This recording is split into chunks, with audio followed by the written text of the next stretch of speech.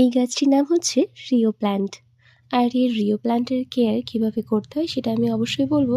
তার আগে দেখে নিন যে আমার গাছটা কিন্তু পাতাগুলো সব শুকিয়ে গেছে। কেন হয়েছে?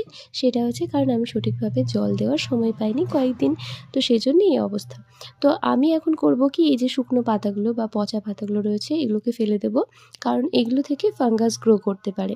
আর একটা কথা আপনাদের মাথায় রাখতে হবে যে সানলাইটটা যেন ঠিকঠাকভাবে পায়। এদেরকে কিন্তু ইনডিরেক্ট সানলাইটে রাখতে হবে, কিন্তু সানলাইট ঠিকঠাক যেন পায় সেরকম একটা জায়গায় রাখবেন। আর এতে জল ঠিকঠাক দেবেন, সবসময় মাটিটাকে ময়েস্ট রাখার চেষ্টা করবেন, কিন্তু ওভারফ্লোটা যেন না হয় জলের, বা ওয়াটার ক্লগ যেন না থাকে টবের মাটিতে। আর খুব বেশি কেয়ার করার প্রয়োজন নেই, মাসে একবার করে ফার্টিলাইজার দিতে পারেন। আর পাতাগুলো যদি চকচকে ঝকঝকে রাখতে চান তাহলে মাঝে মাঝে ক্লিন করে দেবেন এইভাবে জল স্প্রে করে, বা একটুখানি টিস্যু নিয়ে ওর পাতাগুলো ক্লিন করে দিতে পারেন। ব্যাস, এতেই এর পরিচর্যা শেষ।